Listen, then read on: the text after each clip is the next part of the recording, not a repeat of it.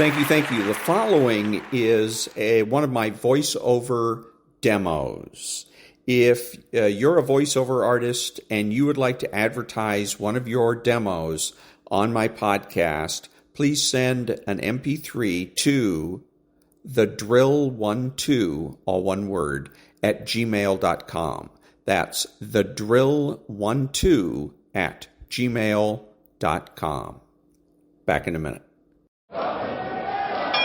Ladies and gentlemen, welcome to Caesar's Palace for 12 rounds of boxing.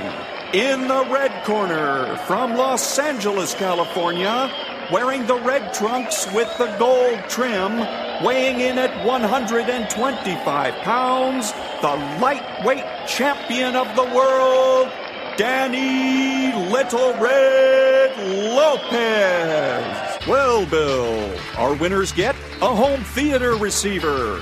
That's right. Experience the full potential of high-definition video with this 72-channel digital home theater receiver from Yamaha. But wait, that's not all. They also get a 5.1-channel surround sound system from Mirage.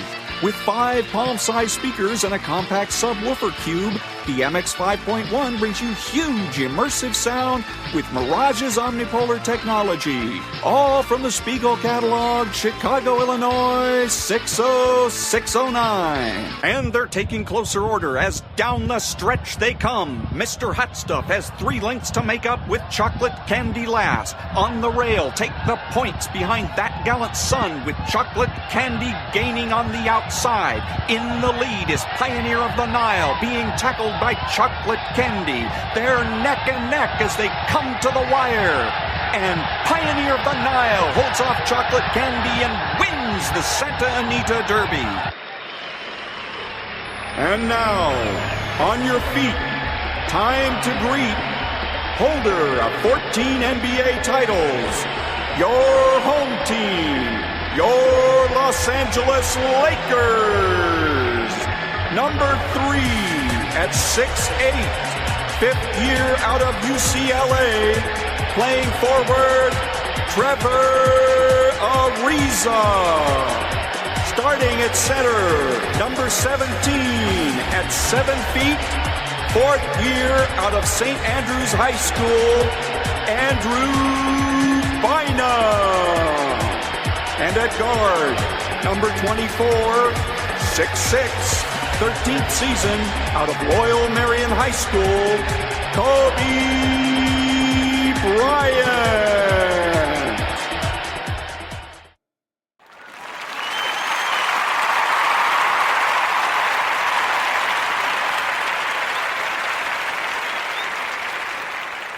I'd never seen anybody pick up dog shit till I moved to Denver. I didn't even know people were doing it where I'm from. We just run over it with a lawnmower till we can't find it anymore. I never dreamed I'd see so many people so excited. I mean, as soon as it hits the ground, that's theirs. And I mean, y'all know HOA don't play. You know what I mean?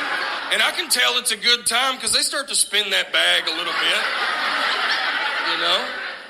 That's different to me.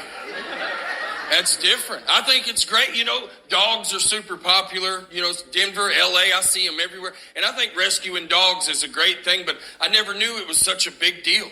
When you live out in the country, that's the only way we get ours. It is. If a dog sits in your yard for too long without a collar on, that's your dog. It's not a ticket to heaven or a Facebook post. You just got yourself your third mixed lab, you know?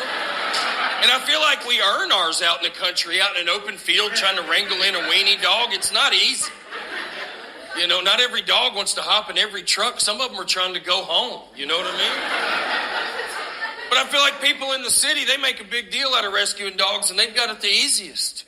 They go to an animal shelter, take a compatibility test. The dog's Scorpio. They can't believe that. You know?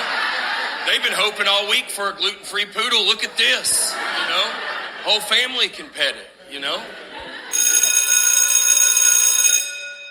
Good morning. It's Monday, Talk Radio Monday, July the 29th, and this is The True Conservative. Welcome to all the butchers, bakers, and candlestick makers out there. I'm Ron, your host, and the only true conservative in the United States today. So today, after the Serenity Prayer and the patriotic song of the day, we will have the patriotic shorts, motivation, Bishop Barron, Ayn Rand, the 33 strategies of war, and Talk Radio's America. All that and more when I get back.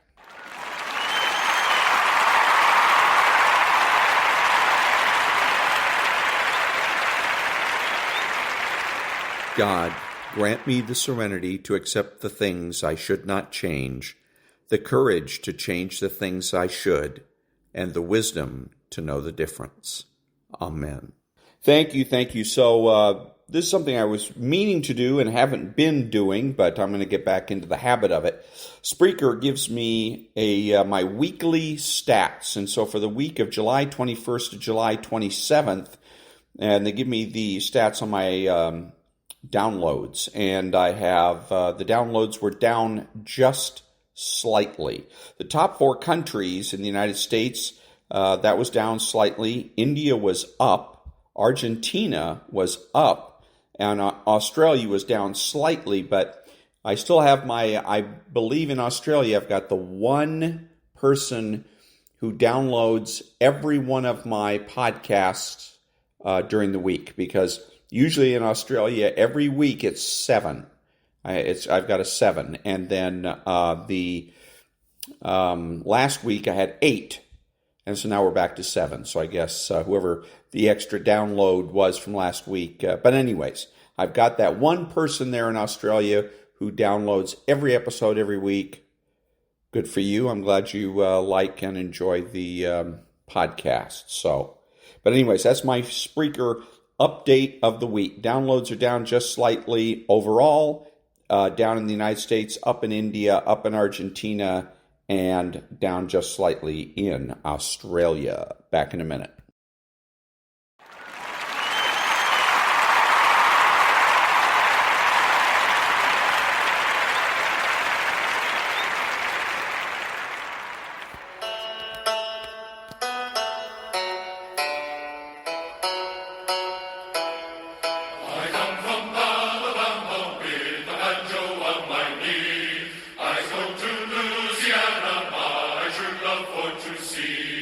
It rains all night.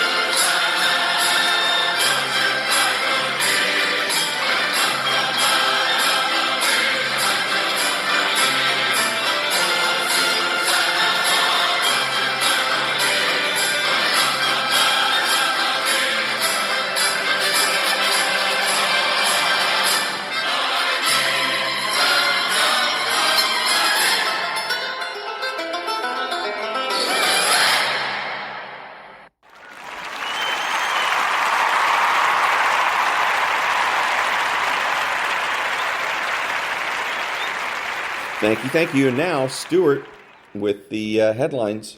Barron and Company is up now. Stu, take it away. All right, good morning, Cheryl. Good morning, everyone. What a week this is going to be. 4 big tech companies report. That can move markets. Trump is a Bitcoin bull. It's already rallying. But we start with the election. We're only 99 days away. Kamala Harris is enjoying a honeymoon. She has brought in $200 million since she became the Democrats' nominee apparent. And in the polls, she is closing the gap with Trump in key swing states. She's expected to name a running mate very soon. Trump is going on the attack with his Bitcoin play, but he and his vice president pick, they are playing defense. The media is making much of J.D. Vance's childless cat lady comment and Trump's dictator comment. The president has announced big plans for the Supreme Court. Term limits, a code of ethics, and an amendment to the Constitution to strip presidents of immunity from prosecution. He will push these changes today in a speech at LBJ's Library in Austin, Texas, to mark the 60th anniversary of the Civil Rights Act. To the markets. Monday morning rally where you look at this green all over the place. The Dow up 140, NASDAQ up 133 points. There is a lot of talk about a rate cut, perhaps even this week. Bitcoin rallying on Trump's bullishness, 69,800 right now. Interest rates down. The yield on the 10-year Treasury yields 4.16%. That's the 10-year at 4.16, and the 2-year coming in at 4.38%. Yields down. Gold below $2,400 an ounce. No, I got it wrong. Misread it. Gold at $2,439 an ounce. We better take a quick check of the big tech, the 4 big techs that report later this week. Microsoft, Meta, Apple, and Amazon. Microsoft, Meta, up. Amazon up, Apple down slightly. On the show today, shoplifting, out of control. Stores are closing, products locked up. No wonder people are buying through Amazon. A new blood test to detect Alzheimer's, better than a spinal tap or a difficult brain scan. Hope springs eternal. And the organizers of the Olympics opening ceremony apologize for the mockery directed at the Last Supper. They say they were only trying to celebrate community tolerance. Monday, July 29th, August, only 3 days away. Varney and Company is about to begin. And that was Stuart with the headlines. Back in a minute.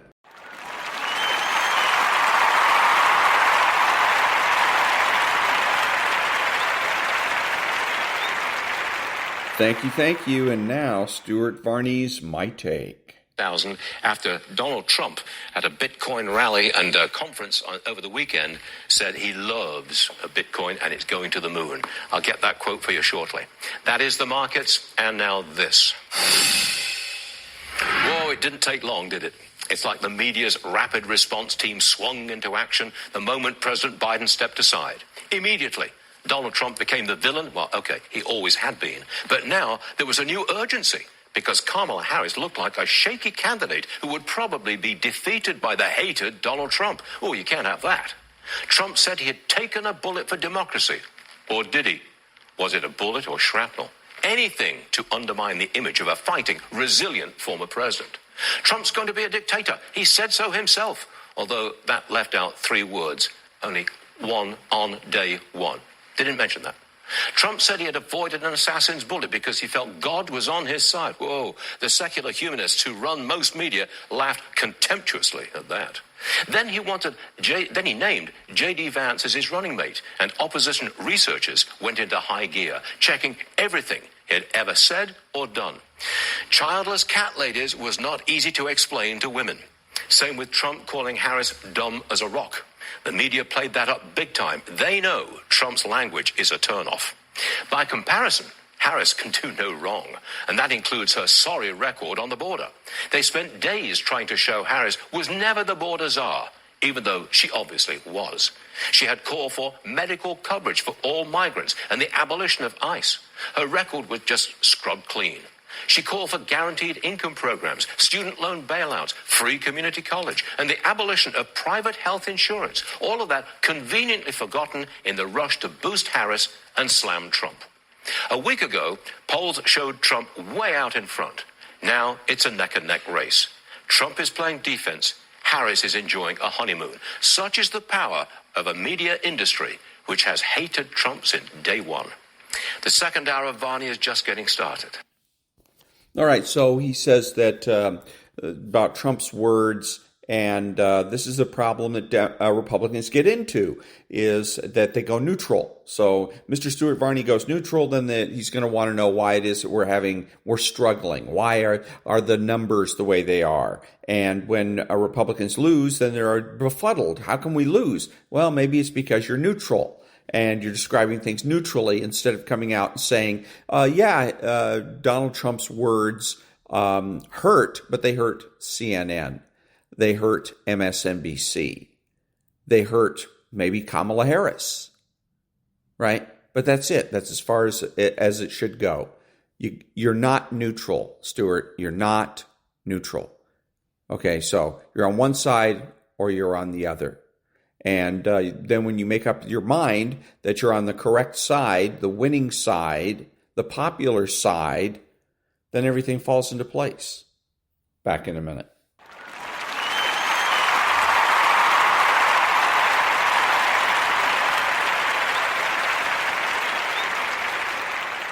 Thank you. And now, the Patriotic Shorts.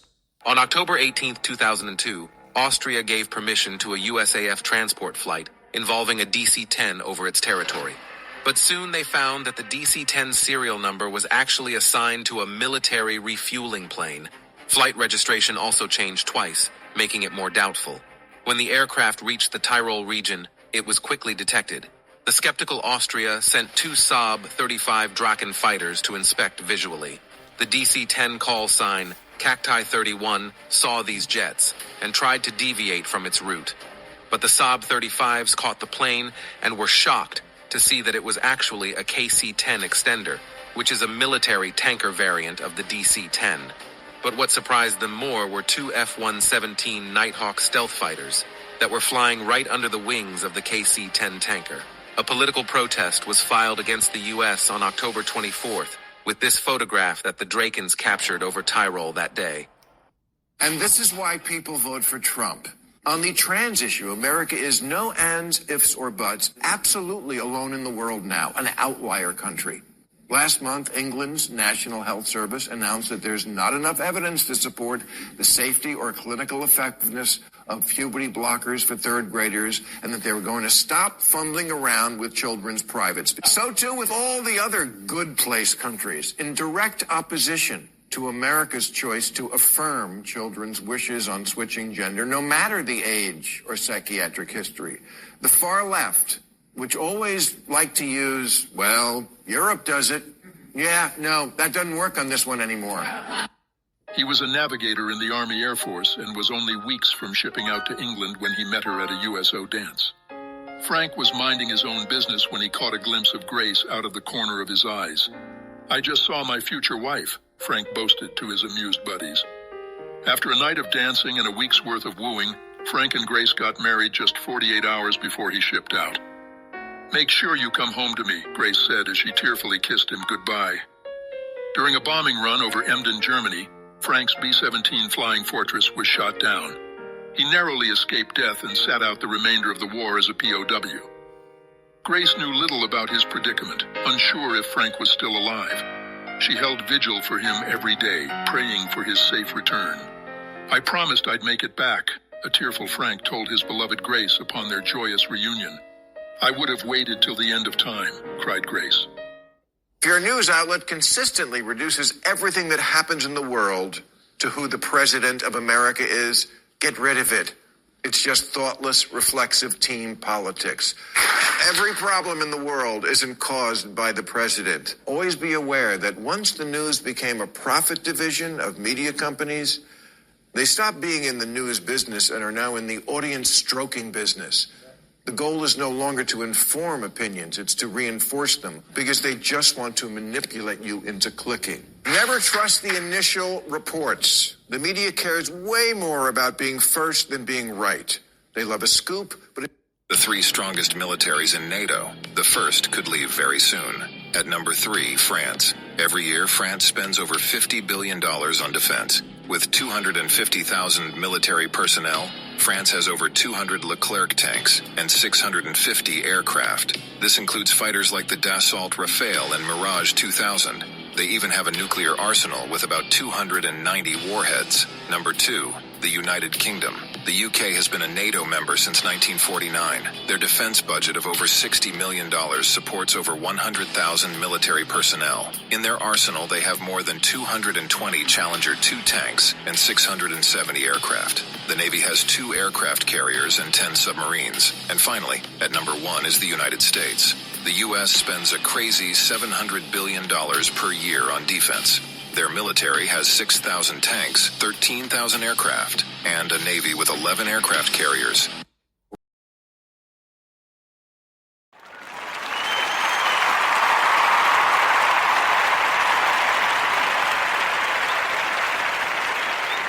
Thank you. Now a little bit of motivation.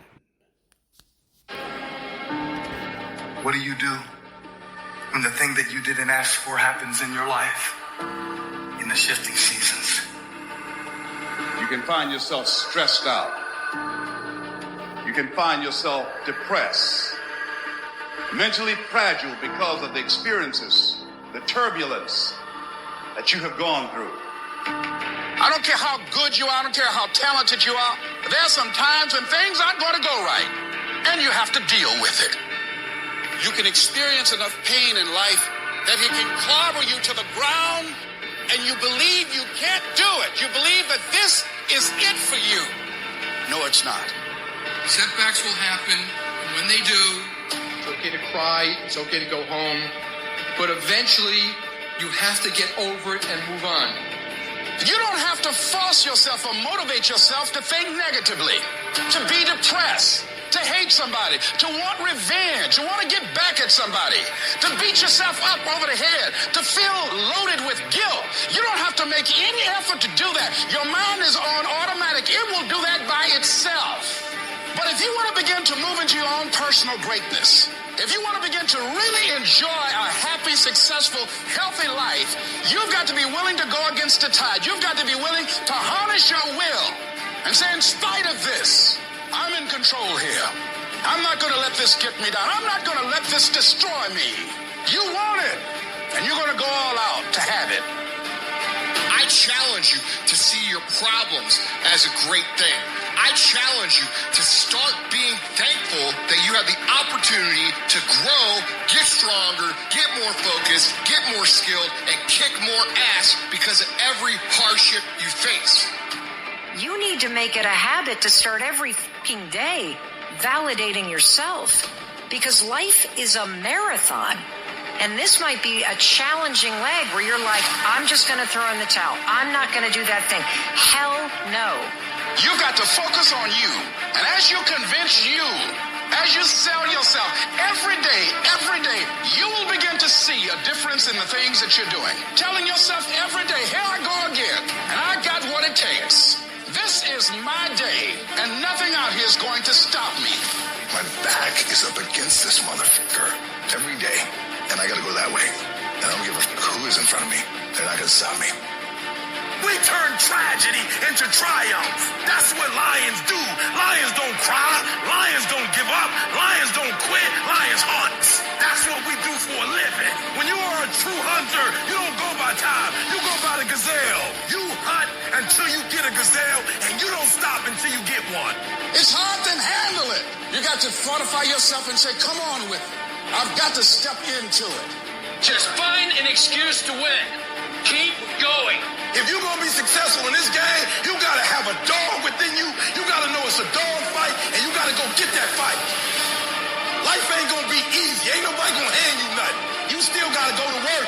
You still got to compete against everybody in your industry. Life's still going to happen while you trying to blow up.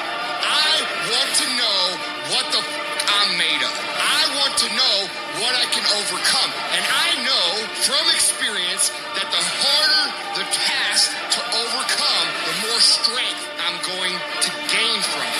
When you get to the point where enough is enough, when you get to the point where it hurt real bad, when you get to the point you can't take it no more, when you get to that point, doors start opening, opportunities start happening. But what you cannot do is you cannot quit during the process. You cannot give up because it ain't what you see. You cannot give up. These are the days that test your fortitude. They test your endurance, your grit, your dedication, your determination, your mental toughness, your character at the very moment when everything in you wants to do absolutely nothing. When you'd rather die than send another email or take another phone call or talk to another human. You gotta get the job done. You gotta tell life, I don't know who you've been dealing with, but you ain't dealt with me. You gotta tell bankruptcy. You gotta tell divorce. You gotta tell sickness. I don't know who you've been dealing with, but you come up against the wrong one this time. You can be and do whatever you want, and nobody can stop you. Nobody can stop you but you.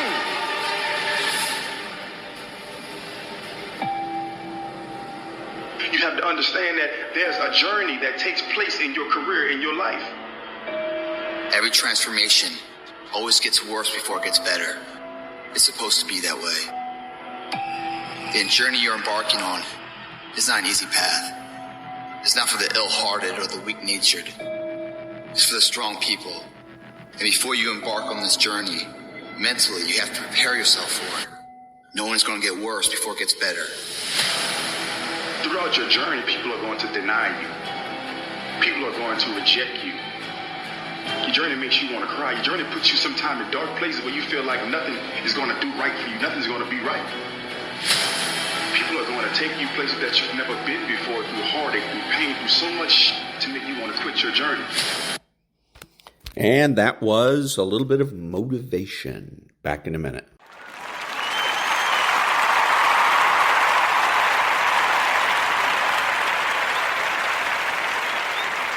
Thank you. And now, the Daily Stoic. The power of a mantra. Erase the false impressions from your mind by constantly saying to yourself, I have it in my soul to keep out any evil, desire, or any kind of disturbance. Instead, seeing the true nature of things, I will give them only their due. Always remember this power that nature gave you. Marcus Aurelius, Meditations, 8.29. Anyone who has taken a yoga class or been exposed to Hindu or Buddhist thought has probably heard of the concept of a mantra.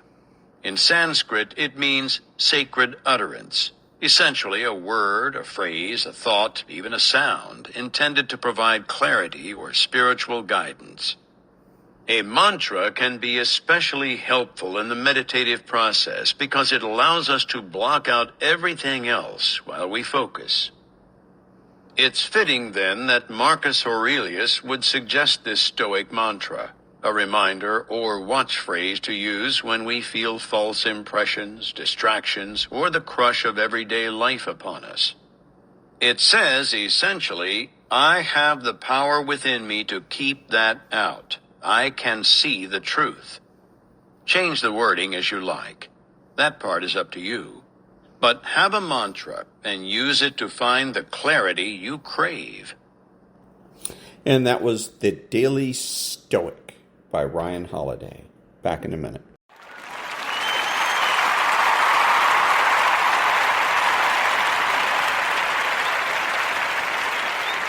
Thank you. And now, Bishop Robert Barron. What do we see when we see Jesus nailed to the cross? We see our own sin. I know. We're tempted, because our culture teaches us this all the time. We're tempted to say, hey, I'm basically okay. You're basically okay. Don't let anyone tell you got any problems. We're all basically fine. What do we see on that cross, therefore? We see all the forms of human resistance to Christ. Yes, cruelty, hatred, violence, stupidity, injustice. Our own self-absorption, self-protection, running away, denying, betraying. All of that is made visible on the cross. Whenever we're tempted to say, I'm okay and you're okay, all we need to do is hold up the cross of Jesus and we see our own sin. And that was Bishop Robert Barron. Back in a minute.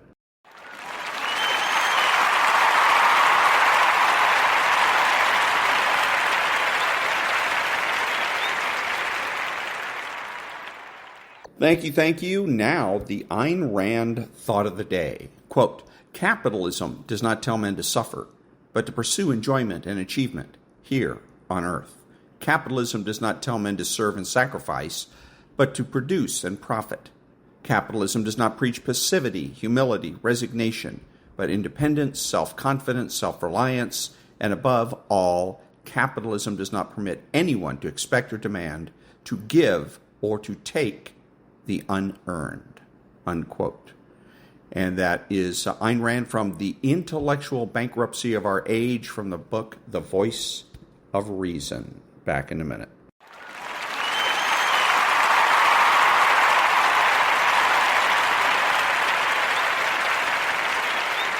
Thank you. Now, if you're a Democrat, you should be voting Republican because the general distraction afflicting contemporary society does not allow the emphasis and energy of rage to arise. Rage is the capacity to interrupt a given state and make a new state begin. Today, it is yielding more and more to offense or annoyance, having a beef, which proves incapable of effecting decisive change. In consequence, one is annoyed even by the inevitable. Annoyance relates to rage as fear relates to dread. In contrast to fear, which concerns a determinate object, dread applies to being as such. It grips and shakes the whole of existence. Nor does rage concern a discrete state of affairs. It negates the whole. Therein lies its negative energy. It represents a state of exception. Increasing positivization makes the world poor in states of exception. Back in a minute.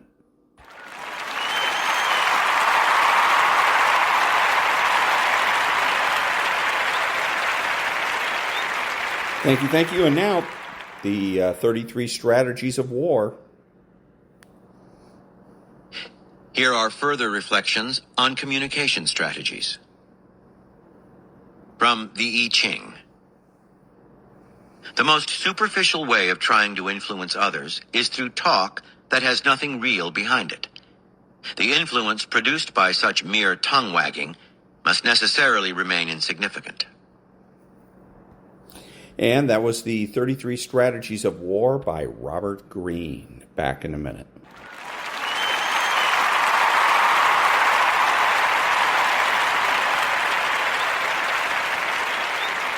Thank you. And now this is from an episode of Law & Order. Law & Order, the old episodes of Law & Order are very instructive. You can learn a lot in terms of the left-wing games, psychological games that people like to play. And this is an example of skepticism.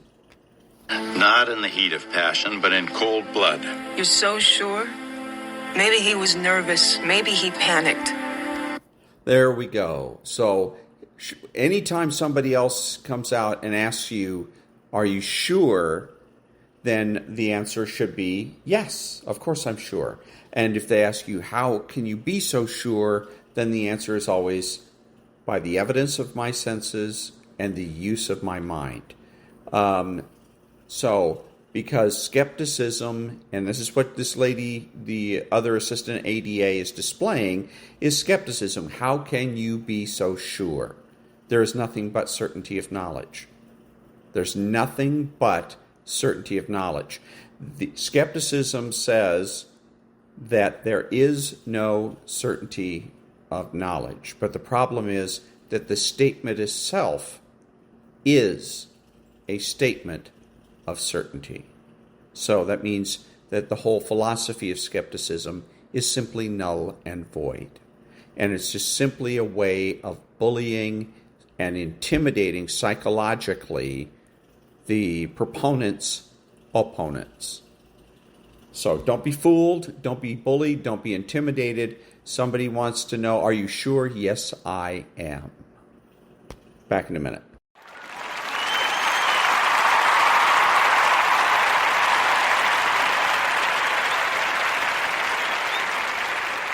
Thank you. This is a little bit more on the issue of what happened in France at the Olympics with a parody, if you will, of the Last Supper. France, which used to be called the eldest daughter of the church. Hello everyone, I'm Joseph Dinesh, a Catholic commentator from Sydney, Australia. In today's video, we are going to address the mockery of Christianity that occurred during the opening ceremony of the Olympics, where a crew of drag queens and dancers performed what appeared to be a parody of the Last Supper, drawing intense criticism across social media platforms. The social media reactions can be summarized into three main points. First, many, including Elon Musk and NFL player Harrison Butker, called out the apparent mockery of Christianity as deeply disrespectful. Some argued that France had fallen to harmful ideologies long before the Olympics, and some claimed that the incident was the result of a provocative left-wing minority, not representative of the entire nation of France. But whenever something significant happens in the Christian context, the one person I always want to hear from is our very own Bishop Robert Barron. So let's listen to what he has to say, and then I will give my thoughts at the end. France felt evidently, as it's trying to put its best cultural foot forward, the right thing to do is to mock this very central moment in Christianity where Jesus, at his Last Supper, gives his body and blood in anticipation of the cross. And so it's presented, though, as this gross, sort of flippant mockery. France, which used to be called the eldest daughter of the church, Paris, that gave us, Thomas Aquinas taught there, and Vincent de Paul was there, King Louis IX, St. Louis, France that sent Catholic missionaries all over the world. France, whose culture, and I mean the honoring of the individual and of human rights and of freedom, is grounded very much in Christianity, felt the right thing to do was to mock the Christian faith. I think, folks, what's interesting here is this deeply secularist postmodern society knows who its enemy is. They're naming it, and we should believe them. They're telling us who they are. We should believe them. But furthermore, we Christians, we Catholics should not be sheepish. We should resist. We should make our voices heard. Three things we can... Okay, so unfortunately, Bishop Barron gets this wrong. Who they're mocking is it's not Christianity. They're mocking God. Everybody should be, every God-fearing person, whether you're Christian, Muslim, or Jew, should be offended by this because they are mocking God. They are mocking theism. They are atheists, and they are mocking God. To look at it the way that the bishop is presenting it is subjectivist and wrong. Back in a minute.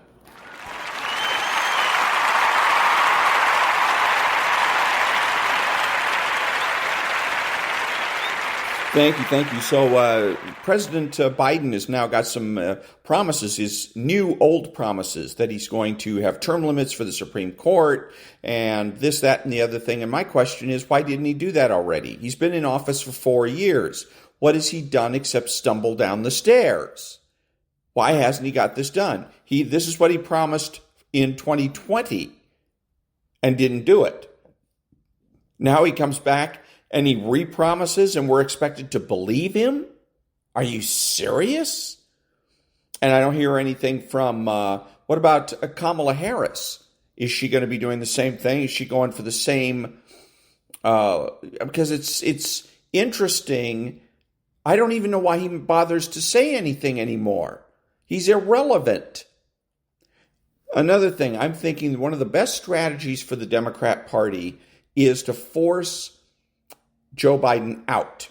Go to him, 25th Amendment, whatever it takes, get him out. Reason being, then Kamala Harris becomes the president and she runs for president. But I guess that would not allow her to get, if she gets elected, then that would be her second term. But either way, it's still got to be better to have her as president right now, then she runs as the incumbent. And she gets all the advantages of the office. She gets Air Force One, et cetera, et cetera. So I think that's one of the best things for her to do. But Joe Biden, I mean, how irrelevant is he? He's not even campaigning. Why even bother to open his mouth? He should just do his thing. Actually, he should just resign, go home, and get well. But Again, the guts of this guy, and this is what he does. He bluffs his way through life. And if you're a Democrat, you should be taking notice of this and asking yourself, why don't we have better candidates? And perhaps you do. Robert F. Kennedy Jr., somebody worth considering. Back in a minute.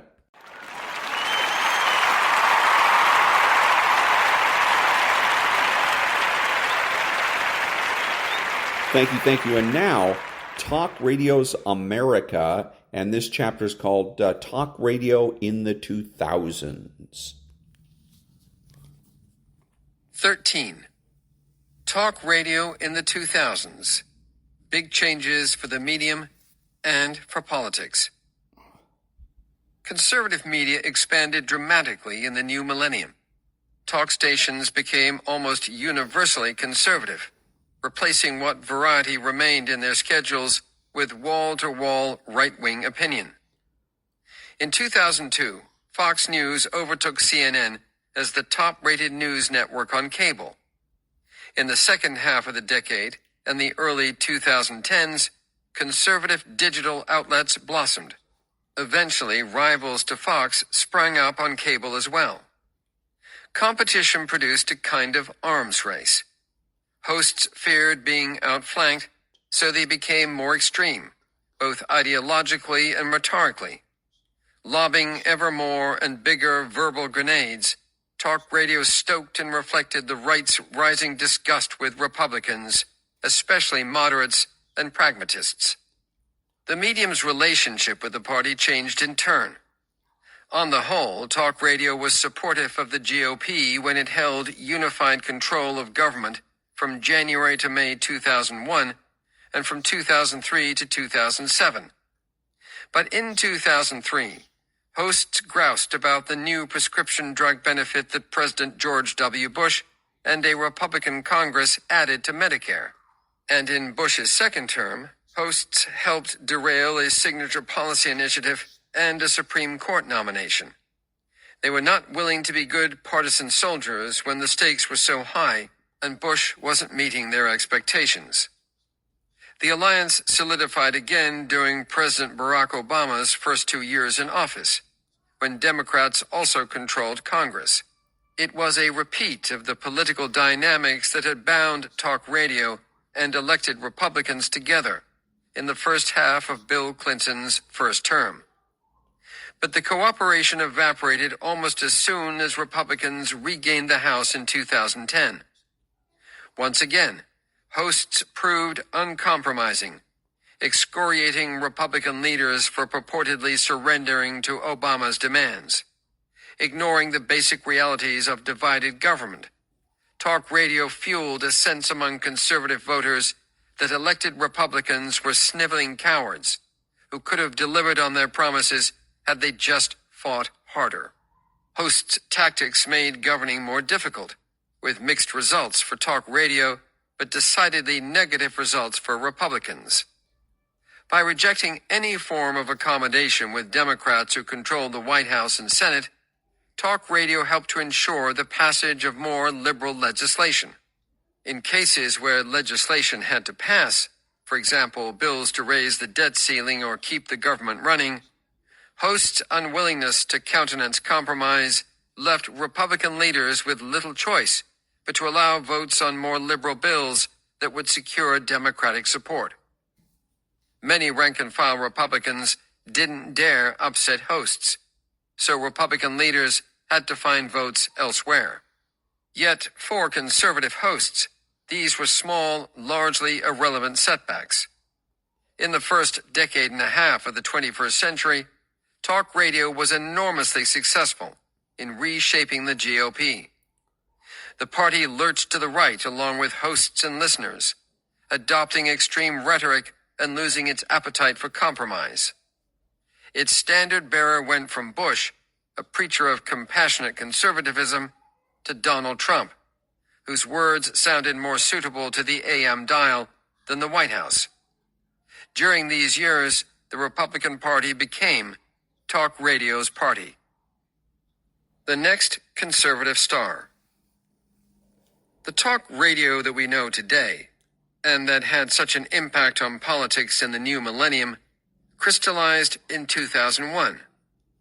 That year, Sean Hannity emerged as the next syndicated conservative star. Hannity hadn't generated particularly high ratings on WABC in New York, but executives at ABC Radio, including John McConnell, the senior vice president in charge of programming, understood from experience that Hannity was the kind of host who could flourish nationally. His Fox News show, Hannity and Combs, and his work as Limbaugh's vacationing substitute ensured name recognition. And Hannity possessed all the qualities of the best hosts. He was likable, the sort of regular guy to whom his audience could relate. Mr. McConnell recalled a charming story Hannity told on the air about the shocking price of a Louis Vuitton handbag he wanted to buy for his wife. The host had just started making some real money and wasn't used to high society. He was still one of the people, just like his listeners. Hannity liked to laugh, and while he made fun of others, a necessity in the irreverent anti-PC world of talk radio, he also made fun of himself, something not everyone in the business would do. Hannity entered the national radio business with the wind at his back. Consolidation provided him distribution unprecedented for a host making his national debut. ABC, which was syndicating Hannity's show, arranged for it to air on stations it owned in 7 of the top 10 national markets. Hannity also benefited from happenstance. His national debut occurred on September 10th, 2001. The terrorist attacks the following day sent shockwaves through the United States and increased demand for all sorts of media, including talk radio. Much as the Gulf War prompted people to tune in to Limbaugh, 9/11 introduced listeners to Hannity, and large numbers liked what they heard. Finally, Hannity had the advantage of riding Limbaugh's coattails. Limbaugh was the biggest ratings tentpole in the industry. He boosted listenership for everyone else on the stations that aired him, and Hannity would be going on right after his show. The 6-hour block of conservative political programming kept the audience engaged and drove Limbaugh's listeners toward the new guy. Limbaugh and Hannity back-to-back was format changing. Between the two of them, they could divine a station's audience. Executives who previously resisted the idea of an all-conservative format now had even more reason to take the plunge. Adding other conservative political talkers to complement Limbaugh and Hannity would help to maintain a consistent audience throughout the day, the one looking for just their brand of politics. An executive looking to build an all-conservative lineup around Hannity and Limbaugh had a buffet of talent to choose from. Much had changed since the 1990s, when Limbaugh was the lone syndicated conservative superstar. Indeed, the only other syndicated hosts of this stature were Howard Stern and Dr. Laura Schlesinger. Stern was the opposite of a conservative firebrand, and Schlesinger, though herself highly conservative, talked mainly about lifestyle topics rather than politics. But between 1997 and 2002, syndicators started giving station executives many more conservative options. Ingram, Bortz, Michael Medved, Glenn Beck, Mike Gallagher, Michael Savage, Dennis Prager, and Bill O'Reilly all entered syndication or launched syndicated shows during this period. Others would soon follow. As these shows took off, listeners could feast on a full day of popular national programming. It is in this respect that the repeal of the Fairness Doctrine a decade and a half earlier played its biggest role in the development of talk radio. Uniformly conservative talk stations were only possible because the doctrine's requirement for balance was eliminated. The doctrine mandated that radio stations operated on the basis of overall fairness, by making their facilities available for the expression of contrasting views of all responsible elements in the community on the various issues which may arise. That meant that a station couldn't be all conservative. It could have conservative shows, but they needed to be balanced by liberal ones.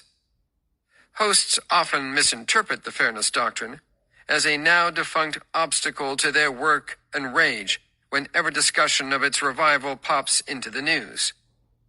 But while the doctrine never entailed that shows such as Limbaugh's couldn't be aired, one can't ignore the fact that, had the mandate remained in place, all conservative stations would have violated FCC rules and potentially subjected stations to penalties. Business incentives were the primary force underlying the all-conservative revolution, but their impact could have been more limited if overall fairness had been retained. Instead, by 2007, 91% of weekday talk radio was conservative. Format purity. Constructing an all-conservative lineup around 6 hours of Limbaugh and Hannity made sense to the many radio executives who saw format purity as their recipe for success. The theory was that listeners wanted reliable, consistent programming. Rock music station eschewed country music, and vice versa. Sports stations didn't play Mozart. As a former CBS radio executive Scott Herman put it, you don't go to Domino's for a hamburger. There were other paths to success, no doubt. San Francisco's KGO, which aired diverse Bay Area voices on a range of topics throughout the day, topped the local ratings for a whopping 31 years straight, until losing its crown in late 2009. But generating that sort of content wasn't simple. It required creativity, substantial investment in talent and advertising, and ties to the community. Turning ideological diversity into a strength often required expensive branding campaigns, and some of these local talk stations were news hubs, making them especially costly to run. By contrast, by the 2000s, a pure niche format, such as conservative talk, was easy to buy, brand, and sell. It reduced costs and was constructed from off-the-shelf components offered by syndicators. It also maximized profits, as intense listener loyalty ensured high advertising rates. Perhaps Phil Boyce had in mind these benefits, especially intense listener loyalty, when he replaced John Mainelli at WABC in 1995. Boyce believed that, in order to survive, stations couldn't just be benign. You can't do a little bit conservative and a little bit liberal. You can't be mushy in the middle. He built an all-conservative lineup, and the results speak for themselves. By surrounding Limbaugh with like-minded hosts Hannity and Mark Levin, Boyce extended the station's time spent listening, TSL, an audience measure that accounts for the time, on average, listeners spend tuned to a given station. When Boyce left WABC in 2009, it had the highest TSL of any news/talk station in the country. Thanks to its huge TSL advantage, WABC led the local ratings, even though local all-news station 1010 Wins had 1 million more listeners. Listeners tuned in to WABC for around 7 hours per week, on average. Format consistency was also attractive to programmers because, by their own admission, they weren't very creative. In interviews, many described themselves and their peers as lemmings, followers, and the like. They tended to copy whatever format was thriving elsewhere. This is also what senior executives wanted. When programmers suggested a format, the first question from their bosses was often, where is it working? Each station that prospered with conservative talk inspired more programmers and executives to try the formula. It seemed less risky than doing something new and unproven. Audience expectations formed as a result of this dynamic and reinforced it.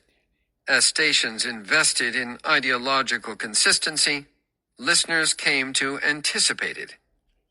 Previously, stations could expect some crossover audience between ideologically disparate shows. For instance, in the 1980s and early 1990s, KFI in Los Angeles thrived as the same listeners tuned in to both Limbaugh and the left-leaning, if not doctrinaire, Likas. By the 2000s, however, most conservative listeners wanted nothing to do with liberal hosts, and liberal listeners had, in large part, given up on the entire AM dial. Building a new blended talk format came to seem very dicey. When any attempt failed, executives saw another sign that ideological consistency was the key to success. Of course, consistency doesn't preclude doctrinaire liberalism. Yet liberal radio never took off. To some extent, this reflected a first-mover advantage enjoyed by all conservative programming, and the listener expectations it created. Conservative talk radio locked down stations with the most powerful signals, ensuring that hosts could be heard clearly and crisply for hundreds of miles. As conservative talk experienced success and consolidation swept the industry, these stations were able to secure large budgets from parent companies that prioritized the sales and promotional efforts of their biggest, most profitable broadcasters. Limbaugh himself embodied something of a head start. As the first star in political talk radio, he got the ball rolling for conservatives involved in the medium. Liberals never developed such a bright star around whom to develop a format. But even if doctrinaire conservative stations came first, accruing these advantages, why didn't a robust liberal talk industry emerge organically to contest them? In a country closely divided on political lines, the opportunity was there, even if the best transmitters were already taken. After all, Limbaugh had ignited a revolution starting out on small stations in the late 1980s. Yet, while some liberal hosts carved out successful niches for themselves, their audience paled in comparison to those enjoyed by the biggest names in conservative talk. There were many reasons why liberal hosts never took off to the same extent as their conservative peers. A full discussion of liberal talk's struggles goes beyond the scope of this book. But it is worth at least introducing a few of the factors underlying liberal radio's checkered history, because this failure to compete had a massive political impact. It turned out that liberal hosts' style and goals often were not conducive to good radio. Left-leaning political talkers didn't focus on entertainment. Instead, they placed their agenda front and center. Many liberal hosts, such as former New York Governor Mario Cuomo, came from the political world. They lived and breathed policy and coalition building. The resulting content often was dry and boring, sometimes verging on a lecture. Even left-leaning hosts plucked from the entertainment world, such as Janine Garofalo and Al Franken, joined talk radio with political goals foremost in mind, ahead of putting on the most engaging possible show every day. Undoubtedly, Limbaugh and his ilk cared about politics and policy, but as we have heard, conservative political hosts knew how to amuse audiences, and they recognized that politics had to come second behind keeping listeners glued to their radios. Radio companies also had less incentive to persevere with liberal radio. Executives understood that liberal listeners didn't have conservatives' thirst for loud, in-your-face political radio. That's because liberal listeners found voices they appreciated beyond AM political talk. They could go without their own Limbaugh because they already had national public radio, African American/urban, and Latino talk radio, and culturally liberal shock jocks such as Stern, and the hosts of FM Morning Zoo and Guy talk shows. Morning drive stars such as Preston Elliott and Steve Morrison in Philadelphia, and Tom Griswold and Bob Kavoyan nationally, presented largely apolitical discussion and fun, but their topics and humor appealed to liberal listeners. From a commercial standpoint, counting these hosts and formats as liberal talk had real merit. They satisfied the needs of many liberal listeners, and their success fragmented the potential audience for opinion-driven liberal talk to rival Limbaugh and company. But while it is reasonable in business terms to call these products liberal radio, they did almost nothing to right the imbalance in on-air political advocacy. Liberal consumers may have enjoyed NPR and Howard Stern, but the vast majority of media outlets appealing to liberals, including the mainstream press, either eschewed partisan politics or aimed to provide a neutral perspective on the news of the day, even if they failed miserably by conservatives' standards. No matter how many times conservative hosts accused mainstream journalists of being Democratic cheerleaders, they had a fundamentally different goal than advocacy broadcasters. That meant that conservative advocacy radio played a very different role in the political process than did the mainstream media, shaped though it undoubtedly was by liberal sensibilities. While both conservative and mainstream media have contributed to Americans' embrace of distinct news bubbles, their effect on electoral and policy battles are night and day. With no liberal counterweight to conservative talk and Fox News, explicit media advocacy would be found only on one side of the debate. And this advocacy influenced outcomes according to policymakers on both sides of the aisle. Before the mid-2000s, when MSNBC shifted to the left and liberals took to the burgeoning blogosphere, the left had nothing like Limbaugh or Hannity on a national scale. And even after MSNBC and digital outlets became major liberal media voices, they still didn't reach enough people to match the political impact of conservative talk. And that was Chapter 13, Talk Radio in the 2000s by Brian Rosenwald. His Talk Radio's America, How an Industry Took Over a Political Party That Took Over the United States, read by Christopher Grove. Now, I've got to fact check this guy here. He's making this whole thing sound as though everything is fine. Once upon a time, everybody was happy. We were getting our news, and then all of a sudden, Rush Limbaugh and company showed up and blew up the airwaves. Baloney. That's not the way it went, and I know because I was there. I watched it, I heard it, I saw it. What was happening was, this all started with the New York Times. Back in the day, before we had you had slanted news, then it was the news was on the front page, and if you were going to editorialize, the New York Times wanted to share their opinion, they had a section. It was called the editorial section. But slowly but surely over the period of time, months and years, the New York Times started editorializing their front page, thinking that if they can get in our subconscious and get us to respond to opinion the way we would respond to news, that they can control politics and culture. And they would be an unbelievable powerhouse and force in the United States of America. Now, the problem is, and I remember they always used to brag about the left would brag about their subtlety and nuance. That's why they like this idea, because it seemed to them very subtle and nuanced, and that they could get into our subconscious, get into our psyche, and brainwash us into accepting their opinions as news. It didn't work. People noticed. People were noticing. I noticed. Everybody that I talked to noticed. And it was Rush Limbaugh that appeared in response to this editorializing of the news.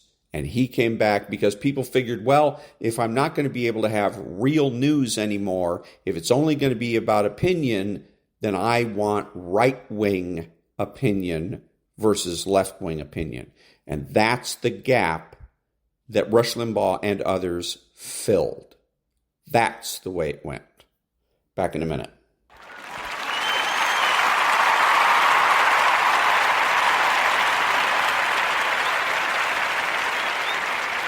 Thank you. This is Ron, your host, the only true conservative in the United States today, bidding adios to all the butchers, bakers, and candlestick makers out there, and reminding you that you are not neutral and that the government has no rights.